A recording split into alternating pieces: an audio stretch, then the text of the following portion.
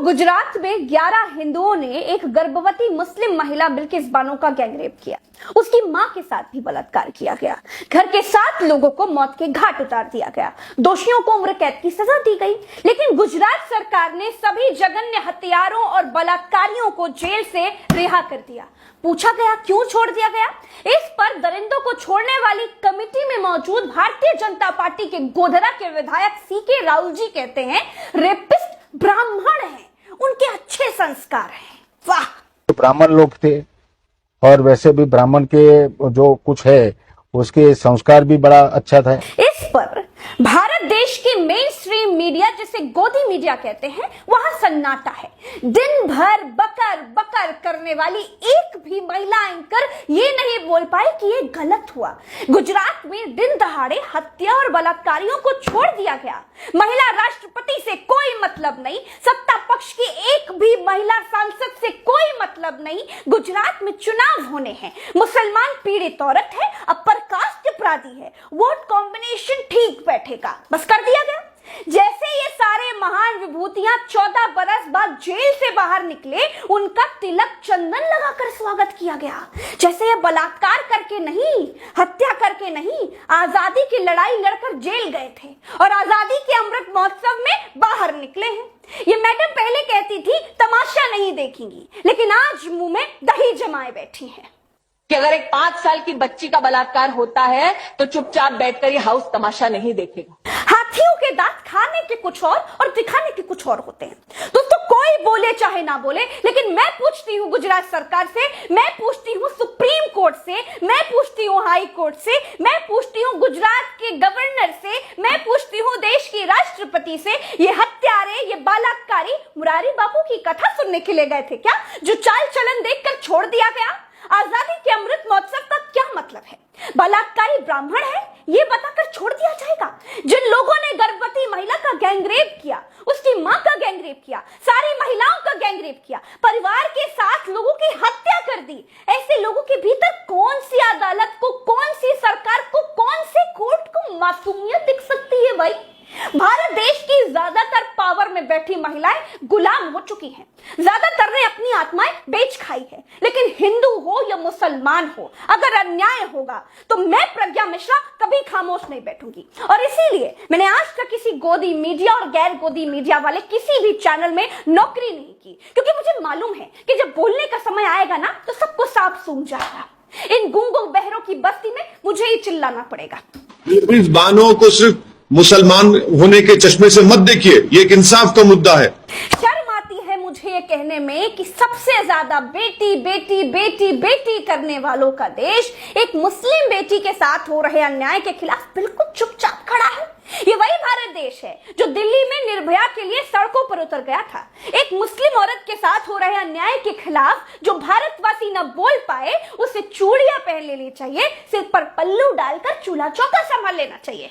हिंदू मुसलमान में बढ़कर यह समाज नपुंसक हो चुका है और धिक्कार है मुझे ऐसे समाज पर जिसने पार्टियों का पट्टा पहन लिया हो और धर्म का चश्मा लगा लिया हो। और धिक्कार है ऐसी पढ़ी लिखी महिलाओं पर, ऐसी एंकरों पर जिन्होंने सरकारी बोटी मुंह में दबा रखी है। आज मैं आपको बिल्किस बानो की कहानी सुनाऊंगी। जो सीबीआई ने अपनी चार्जशीट में लिखा था वो बताऊंगी। अपने आप को महान कहने वालों, अगर हिम्मत हो ना तो सुनना। आज नामर्दों की भीड़ को मैं एक बेटी को रौंदने और नोचने का किस्सा सुनाने जा रही हूँ। 27 फरवरी 2002 को नरेंद्र मोदी के गुजरात में दंगे भड़क उठे। दंगाइयों से बचने के लिए बिल्किस बानो गोद में 3 साल की एक मासूम सी बेटी और गर्भ में 5 महीने का बच्चा लेकर घर के 15 लोगों के साथ गांव से भाग निकली। बकरीद का दिन था, आसपास के सारे घर जल रहे थे। छिपते छिपाते जान बचाते 3 मार्च 2002 को बिल्किस का परिवार छप्परवार गांव पहुंचा और खेतों में छिप गया। खेत में बिल्किस और उसके पूरे परिवार पर हमला हो गया। बिल्किस और 4 महिलाओं को पहले मारा गया, फिर सबके साथ बारी बारी रेप किया गया। इनमें बिल्किस की मां भी शामिल थी। परिवार के 7 लोगों को मार दिया गया, इनमें बिल्किस की छोटी सी बेटी भी थी। इस कांड के 3 घंटे के बाद बिल्किस बानो को होश आया। होश में आने के बाद उसने एक आदिवासी महिला से कपड़े मांगकर अपने शरीर को ढका। इसके बाद वो एक होमगार्ड से मिली जो उसे शिकायत दर्ज कराने के लिए लिमखेड़ा थाने लेकर गया।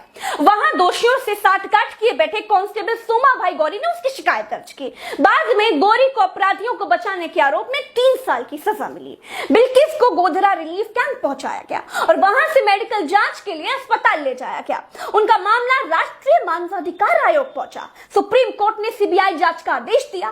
सीबीआई की विशेष अदालत ने 2008 में 11 लोगों को दोषी ठहराया। सबको उम्र कैद की सजा दी गई। बाद में बॉम्बे हाई कोर्ट ने इस सजा पर अपनी सहमति की मुहर लगाई।